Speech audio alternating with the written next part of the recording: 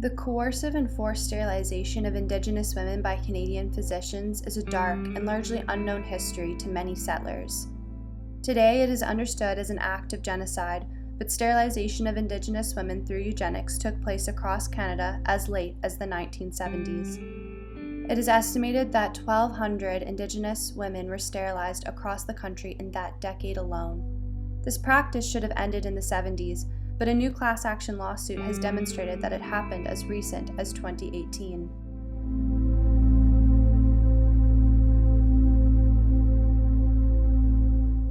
The notion of eugenics, the conceptualization that there are hereditary traits that mark who you are, your intelligence, your mental capacity, and your physical strength, was the brainchild of Francis Galton, who was a cousin of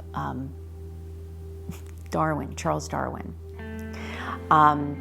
And it was a 19th century idea that percolated in Britain and started by the early 20th century to find expression in public policy in Britain and then in many other parts of the world, including Canada. What is most important to understand about eugenics in Canada is that it was built, like all eugenics movements, on a Eurocentric hierarchy of race, which placed white, Anglo-Saxon, Northern European Christian people as most desirable to reproduce. And within the context of Canada, Indigenous peoples were seen as the least desirable group.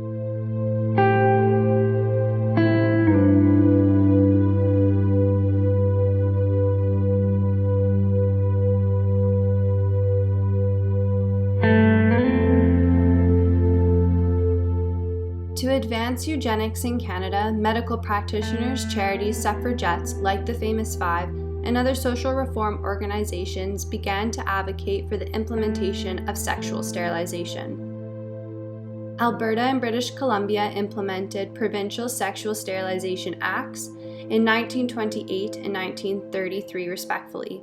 Under these acts, physicians were given the power to sterilize whomever they chose.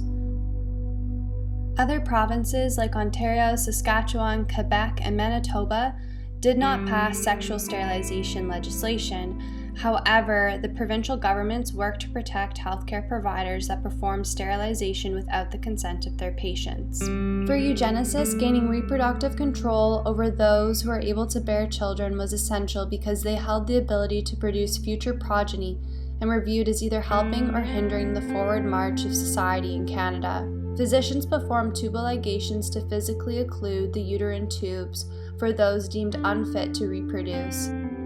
In many cases, physicians would pressure women during labor to consent to tubal ligations, a permanent form of birth control.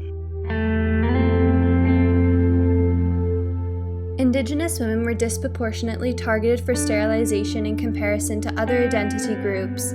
The bias of coercive and forced sterilization of Indigenous peoples through eugenics policies and practices across Canada was known and supported by the federal government. In Canada, there was no policy that legalized the specific sterilization of Indigenous peoples. However, the Indian Act and resulting colonial health policies that criminalized Indigenous midwives, denied Indigenous peoples access to their lands and medicines, segregated care through Indian hospitals, and evacuated people to southern settler-run healthcare institutions to give birth, allowed physicians to target Indigenous peoples for sterilization. Physicians would frequently diagnose Indigenous peoples as mentally defective based on low IQ scores and other psychometric evaluations that favored European epistemologies to ensure that sterilization could go ahead without the consent of the patient.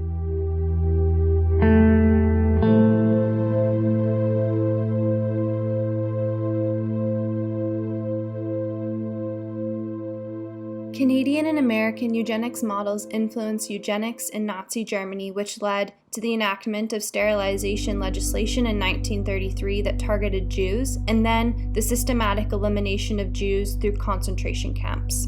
Eugenics became so connected with Nazism, and therefore after the war there was this sense of we don't do that, it goes away. And of course the reality that the Sterilization Act tells us is it didn't go away.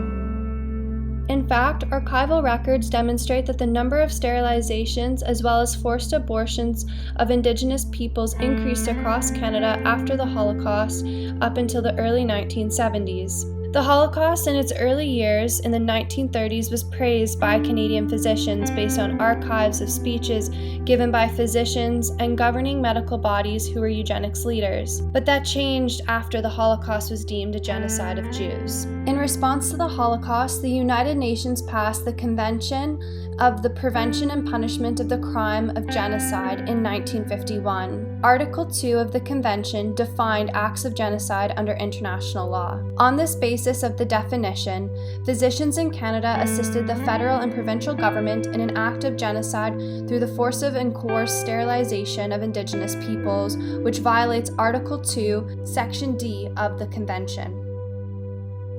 Therefore, physicians and governing medical bodies like the Ontario Medical Association, among others, as well as medical schools like Queen's, McMaster, and University of Toronto, to name a few, are complicit under international law in the crime of genocide through their endorsement of eugenics and acts of sterilization which purposefully targeted Indigenous peoples with the aim to reduce Indigenous populations in Canada. In the mid-1960s, the Government of Canada adopted aspects of the UN's Genocide Convention. However, still to this day, the federal government, along with provincial governments, have not acknowledged the systemic forced sterilization of Indigenous peoples as an act of genocide. In 1972, Alberta repealed its Sexual Sterilization Act, followed by BC in 1973. However, this did not stop the genocide of Indigenous peoples. A social worker came in and that's when she told me, we want you to have a tubal ligation, and I didn't want it, and I told her no, and then that's when she's like, well, we don't want you leaving us hospital until it's done. One of the questions that comes to mind, obviously, is what do these cases have in common? Is it complete lack of consent? Is it coercion? Is it not knowing one's alternative? How would you describe a common thread in these cases? Well, the common threads are all of these women are Indigenous, for one thing. Some of them believed that it was not a permanent procedure. Some of them had given consent, revoked it, and others had not consented at all.